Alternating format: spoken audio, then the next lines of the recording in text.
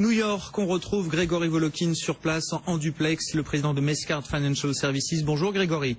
Bonjour Grégoire. Merci d'être avec nous. Un petit commentaire peut-être sur ce chiffre de croissance du troisième trimestre. On savait déjà que la croissance avait ralenti par rapport au deuxième trimestre. On a l'estimation finale qui ressort à 2%. Est-ce qu'il y a des révisions importantes là dans les composantes du PIB américain ? Oui, il y a eu quelques révisions dans ces composantes. D'abord, c'est pas une révision, mais c'est la confirmation que la consommation se tient bien, puisque c'est une hausse de 3%. Parmi les révisions, qu'est-ce qu'on a revu? On a revu les importations et les exportations, évidemment.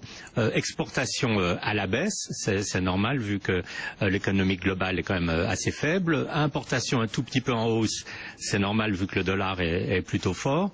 On a vu que les investissements résidentiels sont assez bien orientés, et puis surtout on a vu que les constitutions d'inventaire sont un peu en dessous de ce qui était attendu. Donc tout ça mène à une croissance de 2%, comme vous le disiez. Si on ajoute ou qu'on moyenne avec la croissance qu'on a eue le semestre précédent à 3,9, à la fin de l'année on pense aux États-Unis arriver sur 2015 avec une croissance entre 2,3 et 2,5%. Bon, ça change pas la donne fondamentalement pour les investisseurs. Peu de réactions de marché sur ce chiffre, des marchés qui sont très tranquilles en Europe cet après-midi. L'euro qui remonte un petit peu face au dollar. Un mot quand même d'une nouvelle qui pourrait marquer la fin de l'année 2015 ou plutôt le début de l'année 2016. L'annonce probable ou potentielle d'un partenariat entre Google et Ford, Grégory. Oui, en fait, ça pourrait être une sorte de coup de tonnerre dans l'automobile, puisque jusqu'à maintenant, on pensait que des compagnies telles que Google ou Apple allaient développer elles-mêmes des voitures autonomes, et c'est certain que les constructeurs traditionnels de voitures, quand ils pensent à Apple ou à Google, ne se sentaient pas particulièrement menacés. Mais maintenant, cet accord qui devrait se faire et être annoncé au début de l'année prochaine entre Google et Ford, c'est une toute autre paire de manches.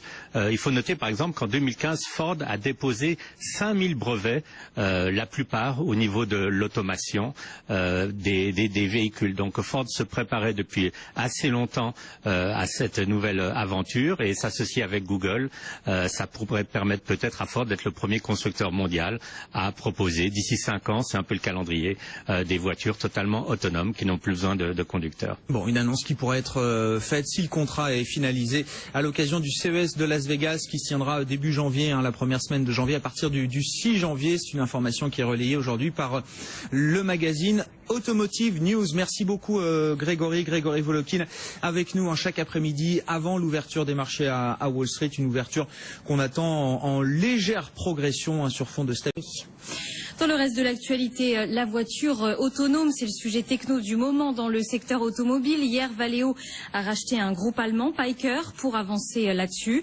Google et Apple, de leur côté, travaillent au développement de leur propre technologie. Google qui discute également avec Ford pour le développement de voitures autonomes. C'est ce que rapporte le journal de référence Automotive News.